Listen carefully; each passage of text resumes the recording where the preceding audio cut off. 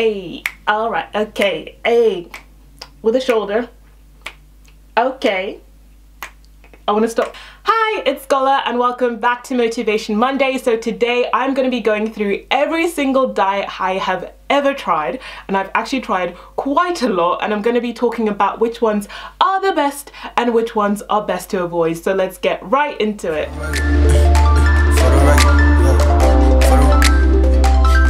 So as a lot of you guys know, I got into health and fitness when I was about 14 years old, and I have to say that when I got into health and fitness, the industry was very problematic. Like, it's a little bit problematic right now, well, quite a lot. So back then it was like 10 times more problematic. There was less information out there, everyone was just going off of trends, what magazines were saying, and that still happens to some extent now, but I feel like there's a lot of backlash, and because of social media we've gotten a chance to learn more information, and just as the internet has grown, there are more sources and places you can get information to be better well informed when it comes to your diets. Oh my gosh, it's been like 5 years since I was a teenager. No, wait, 4 years since I was a teenager. That's so upsetting. I loved being a teenager. Can we just pretend I'm 16? Okay, I'm 16. Let's move on with the video. So that's partially why I've tried a lot of diets out, as well as just because it is my passion, my career. I just end up trying out a lot of different diets just to see what they're about before really having an opinion on them. A lot of the stuff on my channel, as you guys know, is from experience, not necessarily because I'm the smartiest of the smarty pants out there, but just from my experience and how it's worked for me. So that is what we're going to be going through today. I'm going to be going through my experiences. I'm going to try and do it as quick as possible because your girl has tried so many diets, it is ridiculous, but I will be going through the pros and the cons, and which ones I would just be like, you know what, don't do, or which ones I'm like, you know what, give it a go if you want to. So the first diet I ever tried was Slimming World. So this is the first one I tried when I was around 14 years old. This was the first time I was aware of my body and aware that I wanted to make changes, but I wasn't very serious and I wasn't very well informed. But Slimming World is basically an organization, a company, mainly based around weekly meetings that you can have, where you go and have a weigh-in and they sort of guide you on how to eat, and also a little bit of exercise, but I think it's more heavily focused on your diet for sure. Obviously it is a diet that you try and basically it's based off of stuff like from what I remember. By the way, I haven't done a refresher because I just want to do it off of my experience I experienced then. Things might have changed, you might have a different experience, so please do share your experiences in the comment section down below. But basically, from what I remember, you could either eat off of like a green group or a red group, and you had to stick to either one of them. And you also had sins, so you were only allowed a certain amount of sins a day. So it could either be, I think it was like 7 or 14 sins. Random numbers I'm throwing out there, I'm sure someone will correct me, but you were allowed a certain amount of sins a day, which was pretty cool, because it meant that if you wanted something a little bit cheeky, you could just slip that into your diet. Just there you go, there you go. So I remembered that. But the things that I liked about it, let's go through the pros. I liked that it encouraged me to start cooking and trying out new recipes, because they had little recipe books, and at that age I hadn't really like delved into cooking very much, so it kind of encouraged me to try out different stuff, which I really liked. I also really liked the weekly weigh-in, because it meant that I wasn't feeling the pressure to weigh myself at home. I could just go in, weigh myself, and then not have to worry about it for another week. And even when you do weigh yourself, you have the choice of what information you want to be told. You can just be told whether you've gained weight, lost weight. You can find out exactly how much you gained or lost, or how much you actually weigh. It is up to you. You don't have to know all the information. And I feel like at that age, it just was like better than me obsessively weighing myself at home.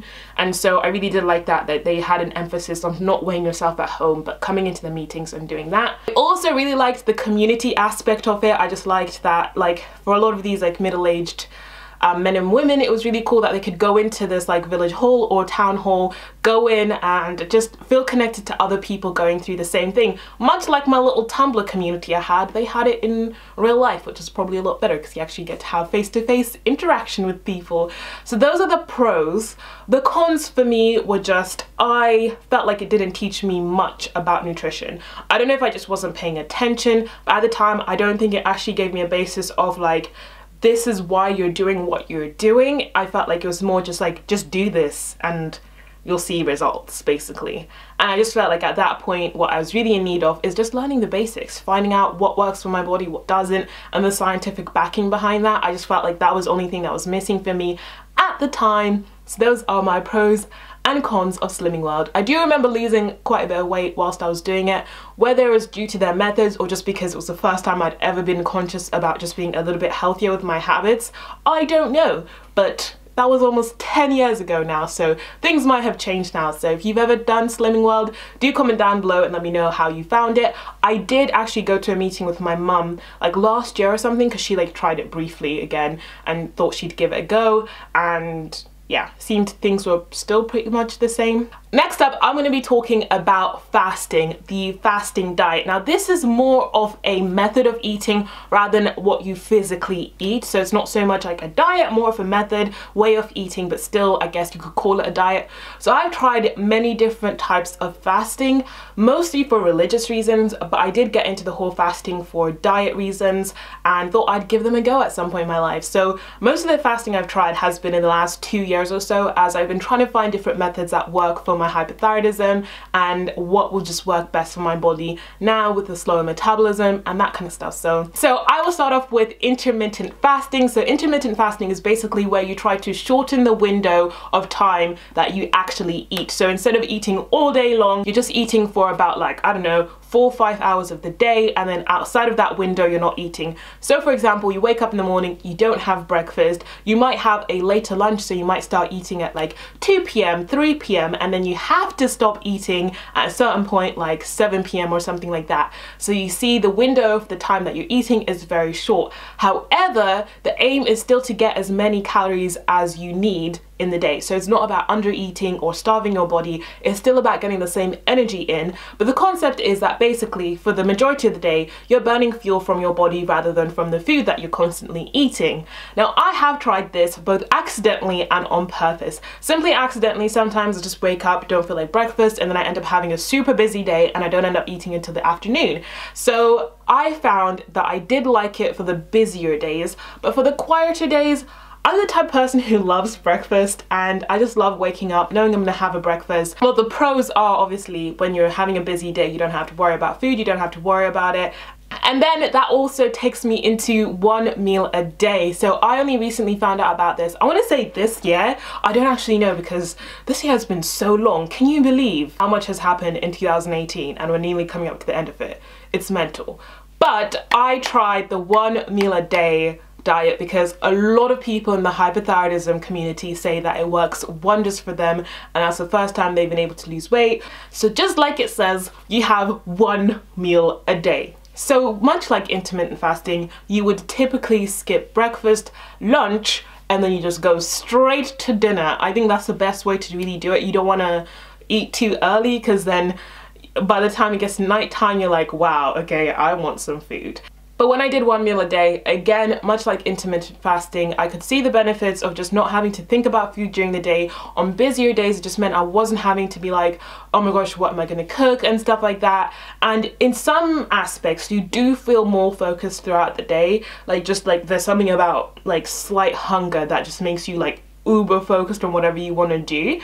But at the same time, I felt like there were some days where I just felt really groggy, tired, lethargic, and it just did not work for my body. Personally, I can see how it could work for other people for sure, especially if you have a busy day, a busy lifestyle anyway, then you're just distracted, you don't realize you haven't eaten. And then like intermittent fasting, there's still a strong emphasis of making sure you still get all the nutrients and calories you need in a day to survive. There's no cutting corners on this, there's no under eating. Okay, next up I'm going to be talking about ways of eating in terms of the actual food and what you're putting into your body. So I'm going to start off with the plant-based type diet. Basically, you could call it veganism, or even if you want to throw in vegetarianism with that. But the way I first experienced this was through the Daniel fast, which is another religious fast that you can do. So with the Daniel fast, you might have seen me do quite a few videos here on my channel. You basically cut everything out.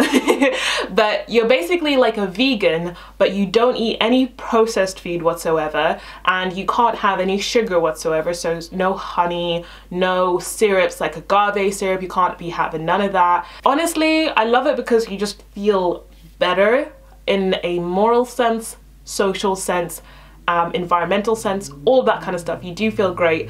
Did I notice a change in energy or anything like that? I honestly don't know. Whenever I try new things out in order to increase my energy, I just never really feel like it's really done anything. The only thing that's ever increased my energy has been exercise. Like, if I exercise, then yes, I'm gonna increase my energy, I'm gonna feel better. But like actual diet wise, I've never had a diet that's made me feel like, oh my gosh, I'm super energetic and I'm feeling great. There's certainly ones that have reduced my energy, but I haven't noticed ones that like extremely increase my energy to a point where I'm like, wow. I think everyone should try a plant-based diet, or try to make the majority of their diet as plant-based as possible. What I will say about this diet is don't expect to go plant-based and immediately lose weight. Some people do, but for example, I was still eating a bunch of potatoes. You guys know when I was super obsessed with potatoes, I was eating potatoes all the time. Well, when I'm on the Daniel fast, I eat a lot of potatoes, and that is why I don't see progress, because I'm still eating the same caloric density as I would be if I wasn't plant-based, so it doesn't make a difference. Next up, we have got keto. So I have talked about keto a little bit on my channel. This has become a trend in the last, I would say, like year or so. I've been seeing a lot of keto stuff. Keto is basically where you eat a high fat, moderate protein, very low carb diet. You literally cut out carbohydrates like as far down as you can go. I tried this out for about a month and I did see progress, but also I didn't, because much like the other diets I've talked about, it is still down to how much energy intake you're giving in and how much energy you're putting out. So if you're still eating more than your body needs, you're not going to see any progress. And I think that's what people tend to leave out when it comes to keto. People tend to say you can eat however much you like on keto and you'll still lose weight because you're no longer burning glycogen, you're burning ketones, and so you're running at a more efficient level and just burning fat. And for me, I did see progress, but I also felt like a zombie a lot of the time, because getting into ketosis, you feel like a zombie. You go through what is called keto flu, and then leaving ketosis, if you like accidentally have like a little bit too many carbs, you're kicked right out of ketosis, and then you end up feeling super like, whoa. The next one is paleo. So paleo diet is basically like what cavemen used to eat. So no processed foods, and like, for example, you can't hunt a marshmallow, to put it very simply. But I've tried this diet when I go to the boot camp that I like going to. They follow a paleo diet because it's just all about eating natural, pure, good stuff that you can just hunt and gather. And this diet for me, the pros is you see a hell of a lot of progress. You would have seen that I lost a stone, which is around 14 pounds when I last went to boot camp. And that's a lot of weight. But what I will say is that it is boring. It is so boring. You find yourself eating the same foods on a loop, on repeat. I want dirty, greasy things that are like super processed sometimes, which sounds terrible, but that's just me. Okay, so the next two I'm going to talk about is intuitive eating and clean eating. So intuitive eating is basically where you just eat based on your intuition. So basically whatever your body feels, what you feel like you want to eat within reason, like still staying relatively sensible. And a lot of people that do intuitive eating tend to go by like the 80-20 rule, like 80% of the time they're eating like healthy food and 20% of the time they're eating whatever they want, if that's a little bit on naughty, cheeky food. And intuitive eating I think is pretty cool. The only thing I will say that's a negative for intuitive eating is that if you don't know much about nutrition, then you can't just jump into intuitive eating, because you still need to do a lot of research into what is healthy, what is not healthy, what works for your body, what doesn't. So obviously it has to be backed by having some sort of, you know, knowledge when it comes to nutrition. If you don't, then it might be a little bit difficult for you to just be like, I'm gonna intuitively eat this chocolate bar. And then when it comes to clean eating, I'm putting them together because clean eating again feels a lot like intuitive eating. I feel like to be able to eat clean, one, it's such a vague term in general. And it was really championed by people on Instagram when the whole like health and fitness Instagram thing first got into like the mainstream. Basically, clean eating became a huge thing, and then there was a lot of backlash on it because it just became this like absolute monster at the time. But clean eating is very vague to me because it's like, what is clean eating at the end of the day? yeah, clean eating, intuitive eating, they're alright, just I feel like they're kind of vague and they don't have enough guidance for people who might struggle a little bit more, like moi, which is why the last and my favorite diet that I have ever tried in the whole entire world, it is calorie counting, or other people might call it if it fits your macros, whatever you want to call it. This has been the one that I've always just gravitated back towards, and I'll admit I did stop doing it for a very long time, purely because there was a lot of backlash on, of course, calorie counting, because it was very much linked to eating disorders and sort of encouraging people to be obsessive with numbers and counting numbers and seeing food as numbers and stuff like that. For some people, calorie counting just doesn't work. I like to be able to know why I'm doing something, why it makes sense, and I feel like calorie counting for me is the one that makes the most sense for me, and that's why I love it, because it's as simple as this. Make sure if you want to lose weight, the energy you put in is less than the energy you're going to expend, so that you end up losing the weight, because then your body starts looking for energy around your body and burning extra fat in order to have more energy. Whereas if you want to gain weight, put more energy in than your body actually expends, so then you end up gaining the weight. Oh yeah, okay. So the other con is that people can tend to abuse the system, because if you guys know, if it fits your macros, a lot of people just end up fitting stuff in that isn't the best for you. So for example, if you want to fit in a chocolate bar in your calories, you genuinely can just have a chocolate bar every single day as long as it fits in with your calories. The only problem is nutritionally you won't feel so great and you're not hitting all the nutrients that you need basically.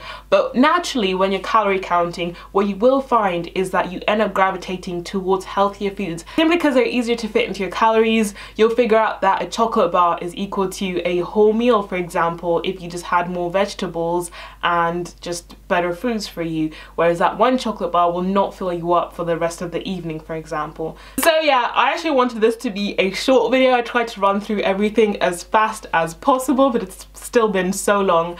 But what I will say to everybody before I go is make sure you do your research. When it comes to diets, just do your research and try and get as much information as possible. I definitely feel like we're in a better place than when I was a teenager. I feel like there's less of a culture of yo-yo dieting, trying out random unhealthier diets that used to go around. I mean, now with like the K-pop diets coming into effect, you do see evidence that in other parts of the world, maybe people haven't gotten to a healthier place when it comes to diets, and there is sort of still a mainstream of unhealthy diets for sure.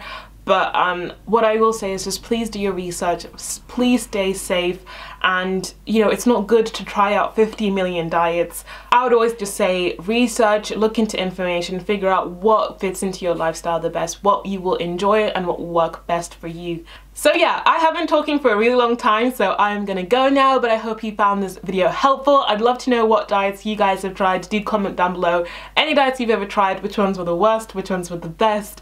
And yeah, anyway guys, thank you so much for watching. Stay healthy, stay luscious, and I'll talk to you guys later. Bye.